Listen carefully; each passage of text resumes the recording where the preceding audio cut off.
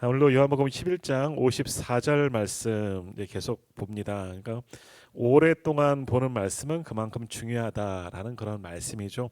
요한복음이 21장 이렇게 있는데 아직 이제 딱 반절 정도 이제 본 것 같은데 아직도 한참 더 볼 것 같습니다. 몇 년 더 걸릴 것 같아요. 요한복음 다 이렇게 아주 자세하게 이제 강의해 나가면 많은 시간 동안 이 요한복음 21장을 요한복음 전체를 다 이제 강의해서 또 말씀을 함께 나누게 될 겁니다. 그러니까 때로는 말씀을 이렇게 잘라서 보는 것도 은혜입니다. 그래서 깊이 한번 그 말씀 속에서 여러 가지 의미를 우리가 한번 깊이 묵상해 보고 또 우리 마음판에 새겨보는 그런 시간들도 필요하고 우리가 평생 살아가면서 얼마나 또 말씀을 많이 깊이 보겠습니까? 그래서 수요예배 때 특히 강해 설교를 많이 하니까요. 또 말씀을 통해서 오늘도 샘 얻고 또 하나님의 새로운 말씀을 또 담아갈 수 있는 우리 모두가 되기를 소망합니다. 자, 오늘은 빈들 가까운 곳, 그러니까 빈들 이 말씀이 이제 주제가 되겠죠. 제목도 그런 것이니까 빈들은 뭘까요? 광야라고 할 수가 있습니다. 그래서 오늘 예배 끝나고 우리 말씀 붙잡고 찬양할 때는 광야에 서 있네. 우리 예전에 한번 불렀던 찬양을 함께 부르게 될 터인데 광야, 광야 어떤 생각이 드십니까? 광야는 거친 황무지이죠. 사람이 살지 못하는 곳이 광야. 근데 이 성경에서는 이제 광야라는 것이 굉장히 중요합니다. 이스라엘 백성들에게는 광야가 굉장히 중요한 곳 가운데 하나이고요. 사실 이스라엘 땅 가운데는 이제 광야가 굉장히 많이 있습니다. 그러니까 유다 지파 가운데도 유다 지파가 땅을 제일 많이 크게 분배받았거든요. 그러니까 뭐 이스라엘 전체 지도로 보면 딱 절반 이하가 유다 지파예요. 그거 굉장히 많이 받았겠구나. 우리로 말하면 남과 북이 있는데 북쪽은 이스라엘 11지파가 있고 남쪽에는 유다 지파 그리고 그 안에 시므온 지파가 함께 있는 시므온 지파는 야곱의 그 예언과 축복처럼 이제 사라지게 됩니다. 유다 지파에 동화되어지는데 유다가 이 남한 전체를 차지했다 봐도 되는 거예요. 근데 왜 그렇게 유다 지파를 넓은 땅을 주셨을까? 근데 그 유다 지파 안에 광야가 있습니다. 유대의 광야라는 곳이 있는데 그 광야가 많아요. 땅은 넓지만 사실은 이 광야가 많기 때문에 쓸모있는 땅은 그렇게 많지는 않다 하는 겁니다. 뭐 이스라엘 땅도 그렇고 또 이스라엘 백성들이 출애굽한 이후에 하나님께서 약속하신 그들의 조상 아브라함 때부터 약속해 주신 그 가나안 땅을 향하여 가는데 그냥 가는 것이 아니라 어떻게 합니까? 광야를 거쳐서 그 가나안 땅까지 들어가게 되는 여러 출애굽기에 보면 여러 가지 광야들을 만나게 되고요. 그래서 그 사도행전에 보면 광야 학교 또는 광야 훈련이라고도 그렇게 표현합니다. 그래서 우리가 광야 그러면 뭐 사막, 거친 들, 사람이 살 수 없는 곳이라고 생각되었지만 광야는 다른 의미로는 하나님을 만나는 곳이 또 광야이다라는 겁니다. 자, 예수님도 공생애를 시작하기 전 먼저 무엇 하셨습니까? 광야에 계셨습니다. 이제 보통 30살쯤부터 예수님께서 공생애 사역을 시작했다라고 말씀하시는데 그런데 그 공생애 시작하기 전 예수님도 광야에서 훈련을 받으시고 공생애 활동을 시작하셨다라는 겁니다. 광야에서 그 거친 광야에서 40일간을 보내시면서 공생애를 준비를 하셨습니다. 그러기에 광야는 예수님께서 머무신 광야는 이제 유대의 광야라고 볼 수가 있는데요. 하나님을 만나는 곳, 준비하는 곳, 훈련받는 곳 어떤 면에서 그 광야는 우리에게 우리 성도들에게 그렇게 다가오게 됩니다. 그러니까 우리도 인생이 광야 같다라는 것을 굉장히 힘든 상황이다라고 이야기를 하는 것이지만 또 한편은 내가 광야이다. 내가 지금 광야 생활을 하고 있어. 내가 어떤 우리 시차례 목사님 이제 이렇게 카톡에다가 이제 사진도 넣고 문구도 이렇게 넣잖아요. 다시 광야로라고 그렇게 쓰시는 목사님이 있더라고요. 그러니까 다시 초심으로 돌아가겠다 하는 그런 말씀이죠. 하나님의 훈련하는 그 장소로 내가 돌아가서 다시 회복하겠다 이런 의미가 있는 거예요. 그러니까 우리 성도들에게 있어서 광야는 그저 시험 오늘 아침에 새벽에 만난 지옥과 같은 곳이 아니라 하나님을 만나는 곳, 훈련의 장소, 은혜를 경험하는 곳이 광야가 될 수가 있다라는 겁니다. 그런데 사실은 그 광야는 살기가 어렵습니다. 우리도 마찬가지예요. 광야에 가서 좋은 집 짓고 살래? 아니면 작은 초가집이라도 거기 살래? 광야에서는 아무도 안 삽니다. 물론 광야를 찾아가는 사람들이 일부러 있긴 있어요. 하지만 광야에서는 살기가 너무나 어렵습니다. 일단 물도 구하기 어렵고 일교차가 너무나 커서 낮에는 찌는 듯한 타는 듯한 더위, 그리고 밤에는 추위, 그리고 온갖 해로운 것들이 거기에 다 있기 때문에 광야에서는 사실 아무도 살질 수가 없습니다. 살지 않으려고 합니다. 뭐지만 요즘에 뭐 베두인, 그래서 광야에서 뭐 유목하면서 살아가는 이들도 있긴 하지만 그러나 대부분은 광야에서 살지 않습니다. 일본의 작가 엔도 슈사크라는 분이 사회 언저리라는 그런 책에서 이 광야를 조금 묘사하고 있는데, 광야에서 살아가는 두 가지 부류의 사람들이 있다는 겁니다. 이분이 아마 연구를 한 것 같아요. 광야에는 어떤 사람들이 살아가고 있느냐? 먼저는 증오심에 사로잡힌 자들이 광야에 있다라는 겁니다. 증오심에 가득한 사람들이 광야에 있고, 또 하나는 공포심에 사로잡힌 이들이 광야에 있다라는 겁니다. 이렇게 두 가지 부류를 얘기했습니다. 자, 먼저 볼게요. 이 증오심에 사로잡힌 자, 증오심에 사로잡힌 자들은 어떤 사람들이냐면, 성경적으로 보면 열심당원입니다. 당시 오늘 성경의 배경이 되어지는 때를 보면 열심당원들, 우리로 말하면 독립운동가들이라고 볼 수가 있습니다. 우리가 일제 시대 때 독립운동이 어디서 많이 일어났죠? 저 북쪽 만주 간도 지방에 많이 있습니다. 왜냐하면 이 땅에서는 있을 수가 없으니까 저 북쪽으로 넓은 광야 아니겠습니까? 만주 벌판이라고 보통 많이 표현하잖아요. 그쪽으로 가서 좀 한적한 곳에 또는 요새 같은 곳을 만들어서 거기서 독립 운동을 하면서 또 훈련을 받고 그랬던 적이 있죠. 이 유대 열심 당원들도 마찬가지입니다. 그들이 광야로 갔습니다.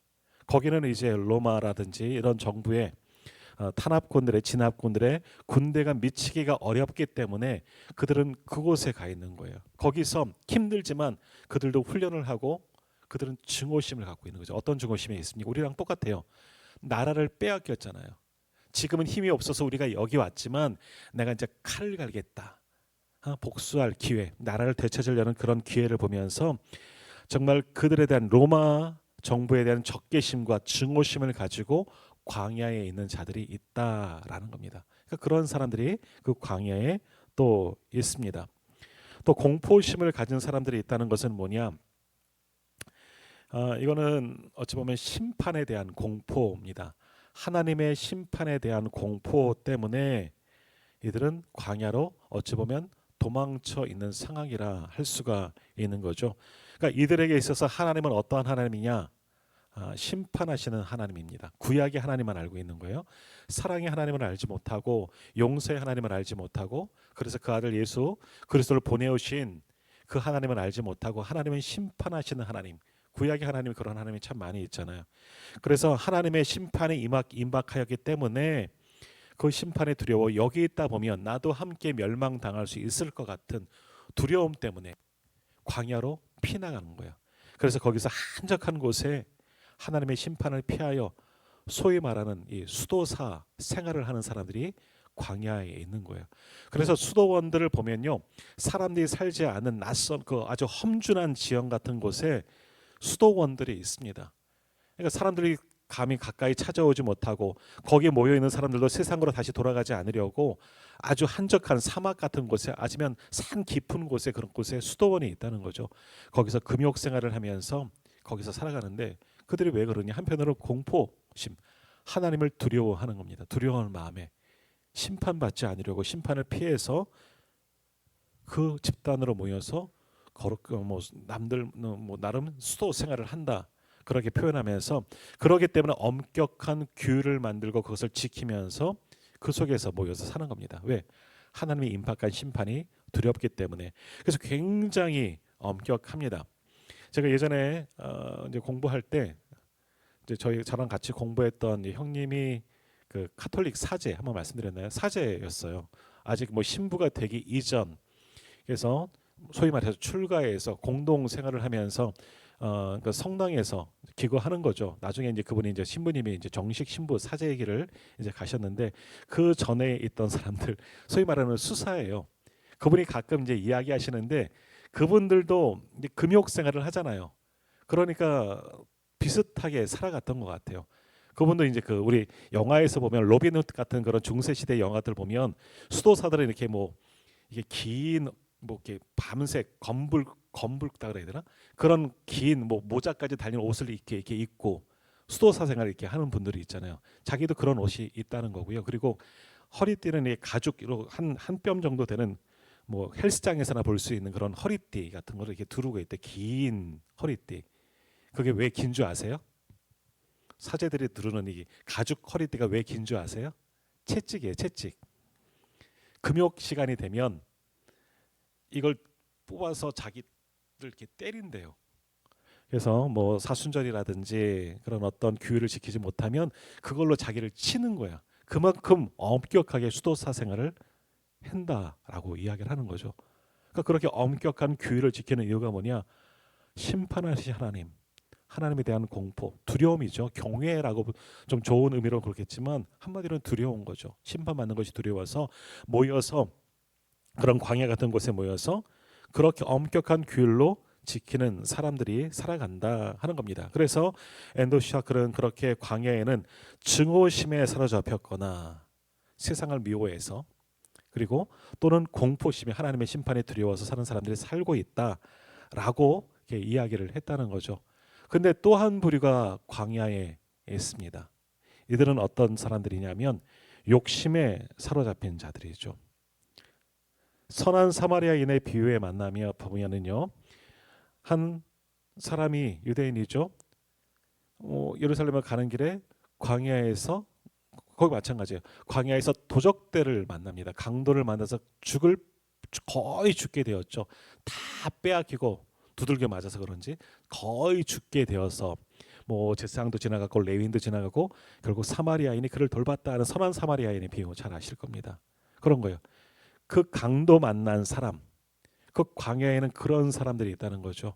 그곳에 힘들지만 거기에 숨어 있다가 왜 그를 잡으러 올기도 힘드니까 그곳에 몰려 있다가 상인들 같은 경우들이 지나가면 그것들을 약탈해 갖고 그것으로 살아가는 사람, 남의 것을 빼앗아 탐욕을 가지고 욕심을 가지고 선한 정당한 방법으로 살아가는 것이 아니라 악한 방법으로 살아가는 욕심 많은 무리들도 그 광야 가운데 있다라는 겁니다. 우리도 말하면 이렇게 뭐 산 깊은 곳에 산적 같은 사람들 이렇게 숨어서 살고 있다가 그 산 넘어가는 사람들 노잣돈도 뺏고 곡물도 뺏고 그런 것들처럼 그 광야에는 그렇게 욕심 많은 무리들도 있다라는 겁니다. 그러니까 보통 사람들은 광야에 사는 것이 아니라 오늘 말씀처럼 빈들이 곧 광야죠. 아무나 광야에 사는 것이 아니라 이런 사람들, 세상의 적대심, 증오심을 가진 사람들, 그리고 심판이 두려워 공포에 뭐 하나님을 경외하는 것이지만 좋은 의미로는 두려움을 가진 사람들이 그곳 광야에 있고, 또 하나는 욕심이 가득한 무리들이 남의 것을 빼앗고 그렇게 살아가는 이들이 그 광야에 살고 있었다라는 겁니다. 자, 예수님이 공생애 이전에 그러한 광야로 들어가셨다는 겁니다. 그러한 광야. 그러니까 예수님도 범상치 않으신 거죠. 광야 훈련을 받기 위해서 그 광야로 들어갔습니다. 거기에는 이러한 무리들이, 그런 사람들만 있는 증오심이나 적개심이나 똑같은 이야기네요. 증오심이나 공포심이나 욕심 가득한 그 광야로 들어갔다 하는 겁니다. 그래서 그 광야에서 예수님께서 40일 동안 머무시면서 뭐 하셨어요? 어떤 일을 당하셨죠? 사단에게 시험을 받으셨습니다. 어떤 시험이죠? 뭐 순서에는 조금 마태복음과 누가복음의 차이가 있지만 세 가지 시험입니다. 금식하면서 40일을 보내셨기 때문에 뭐 돌로 떡을 만들어라 하는 그런 시험을 받으셨어요. 그리고 두 번째는 뭡니까? 높은 성전에 올라간 또는 산꼭대기로 높이 올라가서 뛰어내버릴 수 있는 그런 뭐예요? 소위 말하는 초능력, 뭐 마블에 나오는 그런 뭐 능력자도 아닌데 그런 능력을 보여달라라는 거죠. 그리고 마지막 세 번째 시험 보니까 나에게 사단에게 절해라, 세상 권세를 주겠다, 이런 시험을 받으셨다는 거예요. 우리가 잘 아시는 것처럼 그런 시험을 40일간 뭐 다 받으셨겠지는 않았겠지만 요거는 하루면 아마 다 받았을 것 같아요. 하루 정도면 그런 거 뭐 다 하시고, 그리고 예수님은 그 시험에 걸려 넘어지신 것이 아니라 어떻게 해요? 말씀으로, 사단도 말씀으로 시험하지만 예수님도 말씀으로 그 시험을 이기셨다. 사단아 따라가라, 뭐 물러가라 하면서 마지막에 이렇게 다 이기셨던 것으로, 그래서 천사들이 와서 수정 들었더라, 뭐 그런 말씀들도 있습니다. 자, 그래서 예수님도 광야에서 그렇게 사단에게 시험을 받으셨는데, 자, 한번 생각해 봅시다. 만일 우리가 광야에 있어요, 예수님처럼 광야 같은 곳에 있어요. 사단이 우리 성도님들에게 찾아와서 이렇게 시험하면 성도님들은 어떻게 하시겠습니까? 그 시험을 통과할 수 있습니까? 아니면 있을 것 같습니까? 아니면 시험에 걸려 넘어질 것 같습니까? 사단이 왔어요. 사단이 시험하는 거예요. 시험의 내용은 차치하고, 시험의 내용을 떠나서 사단이 왔어요. 사단인 걸 알아요. 나를 시험하는 자가 사단이라는 것을 안다면, 지금 우리도 세상을 살아가면서 지금 내가 겪고 있는 이 환란이 사단이 주는 건지 하나님의 어떤 테스트, 시험인지 잘 모르잖아요. 모르는 경우가 있잖아요. 내게 무슨 문제가 생겼어요. 왜 이런 문제가 생겼을까? 내가 하나님 앞에 뭔가 잘못한 것이 있을까? 아니면 욥처럼 이유 없이 까닭 없이 사단의 시험을 하는 경우들이 있잖아요. 그러나 이것이 하나님의 시험인지 사단의 시험인지 사실 잘 모르시죠? 아시나요? 아니, 전 몰라요. 아셔요? 아시면 좀 가르쳐 주시고요. 나를 시험하는 대상이 사단이라면, 아니면 누군지를 알 수 없다면 넘어질 수는 있겠지만, 나를 시험하는 사람 자가 사단이에요. 나 사단이야. 이제부터 내가 너를 시험할 거야. 그러면 성도님들 어떻게 하겠습니까? 물론 이기자 지자 뭐 이게 아니라 사단이 와서 성도님들을 흔들어 놓을 거야. 내가 지금부터 너를 시험할 거야. 나는 사단이거든. 나는 너를 시험할 거야. 너를 걸려 넘어지게 할 거야. 라고 이야기를 한다면 어떻게 하겠습니까? 안 넘어가려고 하겠죠. 나는 힘이 없어요. 나는 능력이 없지만 사단이 오는 것 자체에 내가 무서워 죽겠어요. 내가 이길 수 있을까 하는 그런 두려운 마음은 있겠지만, 사단이라면, 우리 성도들이라면 그래도 한번 대적해 보겠죠. 하나님 도와주세요. 사단이 왔네요. 사단이가 왔어요. 나를 시험한다고 왔다고 갔거든요. 나는 할 힘이 없습니다. 도와주십시오라고 기도를 하겠죠. 이기든 지든 그건 나중 문제고, 그죠? 사단이라면, 사단이 나를 시험한다고 왔다면, 내가 나를 시험하는 자가 사단이라는 것을, 내게 주어진 이 상황이 문제가 사단이 주는 문제라면, 이거는 한번 부딪혀 보는 거죠. 성도라면 한번 지든 뭐 어찌 됐든 하나님이 도와주실 거라는 그런 믿음을 가지고 여튼 한번 돌파해 보려고 부딪혀는 볼 겁니다. 그죠? 사단이 시험하는데도 아이고 난 넘어갈 거야. 사단의 게임에 빠질 거야. 이런 성도들은 아무도 없을 겁니다. 지든 이기든 그건 나중 문제고, 일단 사단이라는 것을, 나를 시험하는 존재가 사단이라면 한번 대적해 보려고, 맞서 싸워 보려고 한번 해볼 거예요. 성도라면. 아니요, 성도가 아니더라도 세상 사람들이라도 그렇게 할 거예요. 예수님의 상황을 한번 돌아가 보면 어떤 목사님이 그런 이제 글을 본 거예요. 예수님이 시험하는 자, 어떤 성경에는 시험하는 자라고 표현한 것도 있어요. 시험하는 자가 사단이라는 존재를 알았다면 당연히 예수님은 대적하죠. 하나님의 아들이시고 하나님 말씀의 권세, 하나님의 능력으로 뭘 다 이길 수가 있지만, 시험하는 자가 사단이라는 존재인 줄을 감추었다면 과연 예수님도 그 시험을 이길 수가 있었을까 하는 거예요. 우리라면 마찬가지. 나를 시험하는 자가 사단이라는 존재로 알고 있다면 우리도 맞서 싸우려고, 나는 부족하지만 어떻게든 대항해 버려. 내가 넘어가지 않으려고 한번 부딪혀는 보려고 했지만, 지더라도, 소위 얻어터지고 사단에게 얻어터져 지더라도 한번 대적해 보려고 하는 것이 성도들인데, 모르면은 달콤한 유혹에 넘어갈 수밖에 없는 걸 거예요. 이 사단인 것을 모르면 그럴 수도 있지, 그럴 수도 있지 뭐 하고 걸려 넘어질 수가 있다는 거죠. 오늘 예수님도 바로 그런 경우다라는 겁니다. 예수님이 당연히 하나님의 아들이어서 사단인 것을 아시겠지만 당연히 돌파하는 것이 아니라, 자, 다시 한번 생각해 보겠습니다. 아까 광야에 어떠한 세 부류의 사람들이 있다 그랬습니까? 적개심, 증오심을 가진 자들, 그리고 또 누구? 공포심을 가진 자들, 그리고 욕심을 가진, 탐욕을 가진 무리들이 있어요. 그러니까 예수님의 시험도 이런 부류로 적용해 볼 수가 있는 겁니다. 사단이다 하고 나타나서 자 예수 내가 시험하겠다 한 것이 아니라 이런 등등의 모습으로 나타나서 시험을 했다고 하면 예수님도 우리라면 그것을 분간할 수가 있을까? 예수님은 어떻게 이기셨을까 하는 겁니다. 자, 예수님께서 그 광야에 들어가셔서 적개심을 가진 자들, 세상의 증오심을 가진 자들을 만나셨어요. 이들은 열심당원이에요. 열심당원. 이들이 하고 싶은 것은 뭐겠습니까? 이스라엘을 회복하는 일이에요.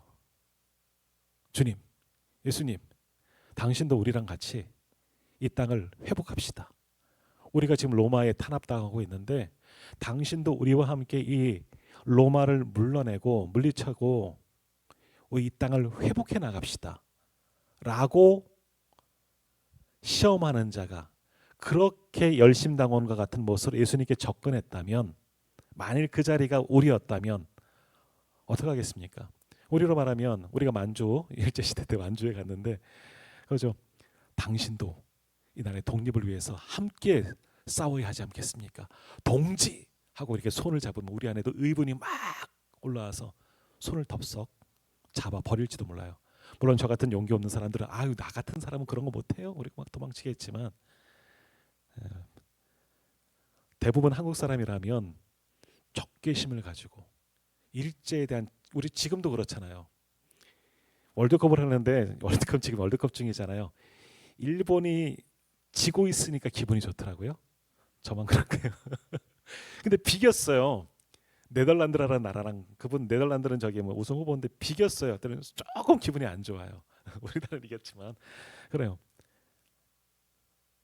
예수님은 만약 그 상황 속에서 열심당원의 모습으로 사단이 나타나서 우리랑 같이 독립투쟁합시다. 로마 정부 몰아내고 이 땅에 이스라엘 나라 다윗의 나라를 회복해 나갑시다.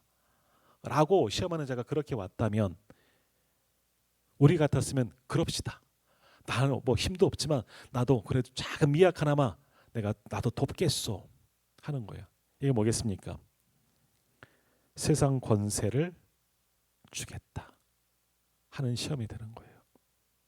예수님 받은 시험이 정말 내가 세상 권세를 다 높은 곳을 나가서 세상 권세 이 나라 다 줄게 이게 아니라 이런 시험이었다는 거죠. 어떤 목사님이 이렇게 표현하셨더라고요. 아, 일리가 있어요. 만일 그런 시험을 예수님께서 받으셨다면 그것을 물리치기 쉽지 않으셨을 것이다 라는 겁니다. 또 다른 것도 또 마찬가지입니다. 수도자들을 만난 거예요. 금욕하고 율법을 지키고 이런 자들 함께 금식하면서 있다가 자 이제 우리가 무언가를 함께 나눠 먹읍시다. 이제 이만큼 굶었으니까, 이만큼 40일 동안 금식했으니까 이제 금식 기간이 다 끝났으니까 우리가 함께 둘러앉아서 함께 떡을 나눕시다 하고 떡을 떼어준다면 그것을 거절하기가 쉽겠느냐. 주님은 아직 준비되지 않은 상황이었는데 조금 더 하나님께 더 광야에 훈련받아야 되는데 그런 떡을 줄 때 그 시험을 물리칠 수 있을까 하는 이야기 뭐 등등 이런 식으로 이 상황을 좀 바꾸어서 풀이를 해 놓으셨더라고요. 일리가 있어요.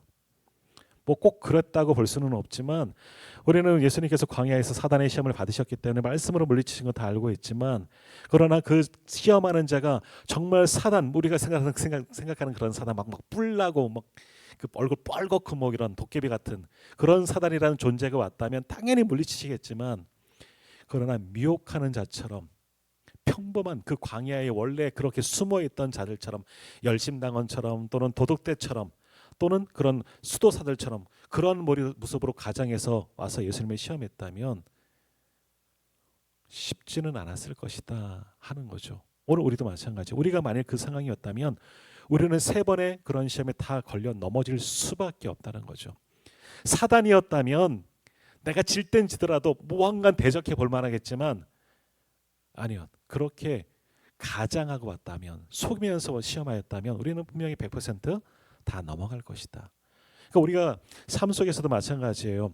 사단은 교묘한 모양으로 우리를 삼키려고 우는 사자처럼, 정말 사자처럼 다니면 그 사자를 피하기만 하면 되겠지만, 그런 우는 사자처럼 우리를 삼키려고 다닌다는 것을 정말 사자의 모습이 아니라 이렇게 달콤한 모양으로, 여러 모양으로 우리를 찾아와서 우리를 그 미혹한다면 우리가 그러한 사단의 시험을 이길 수가 있느냐?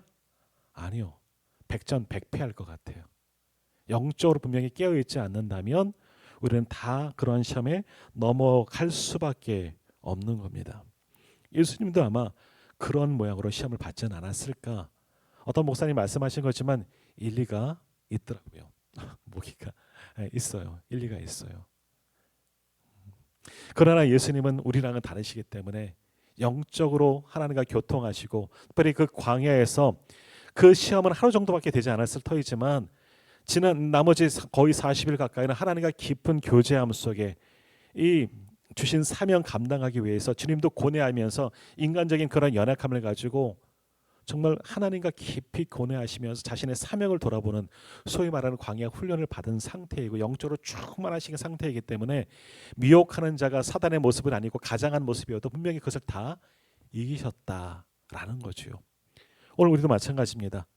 우리가 영적으로 깨어있지 않으면 여러 가지 다양한 모습으로 다가오는 시험을 우리는 이길 수가 없습니다. 사단은 사단의 모습으로 나타나면 당연히 우리도 대적합니다. 이기고 지기는 건 나중, 아까 말씀드린 것은 나중 문제고, 사단의 모습으로 지금 내가 사단의 시험 가운데 있구나, 여튼 부르짖고 어떠한 방법을 써도 이기려고 한번 투쟁을 해보는 거죠. 하지만 사단인지를 모른다면 거의 다, 저도 마찬가지로 걸려 넘어질 수밖에 없을 거라는 겁니다. 그런 거예요. 그래요. 우리가 살아가고 있는 것은 광야입니다. 마치 그런 광야 속에서 우리도 살아가고 있습니다. 사단은 다양한 모습으로 우리 성도들을 미혹하고 있어요. 지금도 마찬가지죠. 오늘도 단어 이야기 했지만 이 단어라는 것으로 세계 유네스코에까지 등재되었지만 세계 인류 문화 유산이잖아요.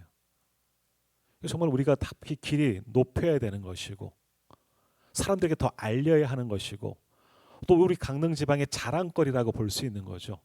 그러니 이 강릉시에서는 이것을 홍보하고 많은 사람 더 유치하려고 하고, 제가 작년에는 수요일에 차량을 운행을 안 했기 때문에 잘 몰랐는데 너무 막히는 거예요. 올해는 더 막히는 것 같아요.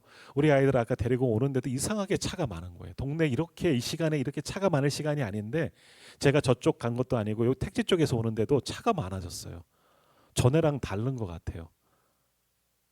이렇게 문화라는 유산, 다양한 모습으로 우리를 시험한다면 이것을 우리가 그럴 수도 있지 뭐 하고 넘어갈 수 있죠. 이것이 사단이라면, 영적 싸움이라면 이거랑 대결해야 될 문제가 아닌가 하는 겁니다. 근데 우리가 영적으로 깨어있지 못하면 지금 우리에 주어진 이 상황이, 이런 문제들이, 그리고 우리를 시험하는 사람들이란 여러 가지 것들이 사단이 가장한 모습으로 왔다는 것을 알지 못한다면 우리는 그런 모든 시험에 걸려 넘어질 수밖에 없는 거죠. 나중에서 아이고 그때 사단이었구나, 내가 미처 몰랐구나, 땅을 치며 후회할 때가 분명히 있다는 거죠.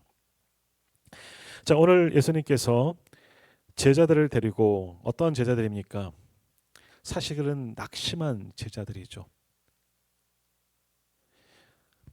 나사로 사건을 통해서 영적으로 충만한 상태, 예수님이 행하신 놀라운 기적을 보고서 죽은 자도 살리시는 이분이야말로 정말 우리가 믿고 따를 만한 메시아 그리스도구나, 완전히 영적으로 충만한 상황이었는데 이게 다 소용없는 것이 됐어요. 왜?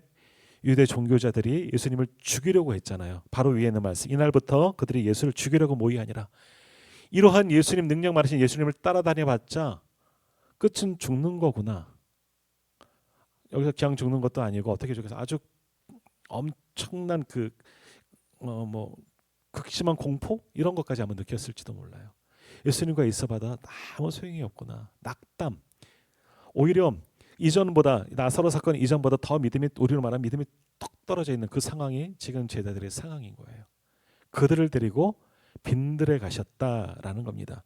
뭐 빈들 가까운 곳인 에브라임이라는 동네, 이게 정말 지난주에는 그렇게 말씀드렸는데 유다, 베냐민, 그 외 에브라임 뭐 이렇게 말씀드렸지만 사실은 이 에브라임이 꼭 거기라고는 볼 수 없어요. 유대 광야로 들어가실 수도 있는 것이고 빈들이라고 하는 것을 보면 어디인지 정확하게는 알지 못하겠지만 빈들, 광야 근처라는 거죠. 사람들이 많이 살지 않은 외딴 곳으로, 왜? 어쩌면 피하여 간 곳이라 할 수가 있는 거죠. 왜 그들로 데리러 들어갔을까? 낙심한 제자들, 이제 이들에게는 앞으로 닥칠 모든 일들은 사단의 시험거리가 되거든요. 제사장들이에요. 유대 종교 지도자들이 영적으로 보면 권위 있는 자들인데 그들이 하나님을 대적하는 자들이잖아요. 어찌 보면 사단이 그들을 통해서 가장한 거죠. 이제는 제자는 낙심할 일밖에 없는 거거든요. 이 상태로는 사단과 대적해봤자 질 수밖에 없으니 주님은 그렇게 낙심한 제자들을 추스러서 데리고 가시는 겁니다. 어디로? 다시 광야로. 그러나 그 모든 것들을 차단하시고 주님과 함께 하시면서, 주님이 그들과 함께 하시면서 그 광야에서 다시 하나님을 만나고 예수 그리스도를 만나고 그들의 영적으로 충만하게 채우시고 특별히 위로하시고자 빈들 가까운 에브라임이라는 동네로 가셨다. 다시 광야로 들어가셨다는 겁니다. 시험 받으러 들어가신 것이 아니라 어찌 보면 제자들을 위해서, 낙심한 제자들을 위해서 위로하시고자 그들을 데리고 광야로 들어가셨다 하는 겁니다. 그 광야에서 세상의 소리를 차단하고, 그들이 여러 가지 흔들리는 일들이 많았잖아요. 여기까지 오면서 예수님을 왕으로 세우려고 했던 적도 있잖아요. 오병이어 사건 이후에, 나사로 사건 이후에는 수많은 사들이 예수를 믿었더라.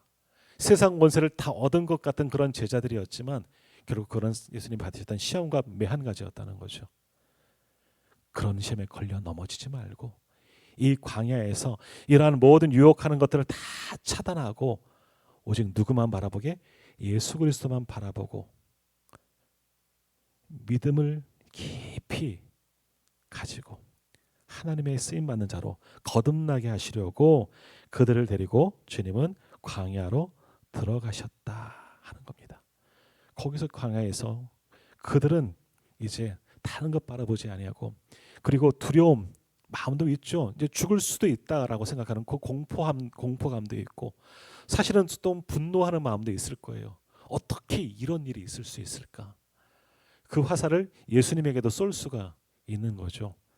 그런데 그런 모든 걸 내려놓고 그 광야에서 주님은 다 차단하고 주님과 독대하면서 그들을 다듬어 주시고 위로하여 주시고 새로운 사명 주시고자 그렇게 그들을 데리고 빈들 가까운 곳 광야로 들어가셨다 하는 겁니다. 패배자로 들어가신 것 같지만 아니요. 거기서 그들은 위로를 받고 다시금 주님을 통해서 힘을 얻은 겁니다. 사명을 얻은 거죠. 잃어버렸던, 완전히 낙담했던 그 마음에서 다시금 믿음이 자라나고 용기를 얻고 은혜 충만하게 되었다는 거죠. 그렇게 하기 위해서 그들을 데리고 빈들로 들어가셨다. 결국 그러한 경험들이 있었기 때문에 사도들이 나중에 성령 충만할 때 정말 위대한 지금 12 사도가 될 수가 있었다는 거죠. 그런 광야 훈련들이 제자들에게도 짧지만 곳곳에 있었기 때문에, 그런 은혜의 경험들이 있었기 때문에 그들도 위대한 믿음의 사람들이 될 수가 있었다는 겁니다. 오늘 우리도 광야에 있습니다. 내가 살고 있는 것이 그런 황무지 같은 광야가 아닐지라도 내가 살아가는 것이 광야일 수 있습니다. 그런데 집중해야 합니다. 영적으로 깨어 있어야 합니다. 세상의 소리, 광야에는 어떤 무리요? 적대심을 가진 사람들도 있고 공포심을 가진 자들도 있고 욕심을 가진 사람들이 여러 가지로 우리를 유혹하는 자들이 있다는 거예요. 광야에서. 그러나 그런 소리에 귀를 기울이고 그런 것에 넘어가는 것이 아니라 그 광야에서 누구를? 예수 그리스도를, 또 우리를 긍휼히 여기시는 하나님 아버지를 만날 수 있어야 되는 거예요. 그리고 우리가 믿음을 다시 한번 돌아봐야 하는 거죠. 굳건한 믿음으로 다져져야 하는 거예요. 오늘 우리는 광야에 서 있습니다. 광야에서 살아갑니다. 이 광야에서 결코 여러 가지 모양으로 우리를 유혹하는 사단에 결코 넘어지지 말고 영적으로 분별하여 깨어 있어서 주님만 바라보고 이 모든 것 이겨나갈 수 있는, 그래서 하나님 보시기에 정말 위대한 믿음의 사람들로 거듭날 수 있는 저와 우리 성도님들 되기를 간절히 소망합니다. 주님 우리를 광야로 인도하십니다. 함께 기도하겠습니다.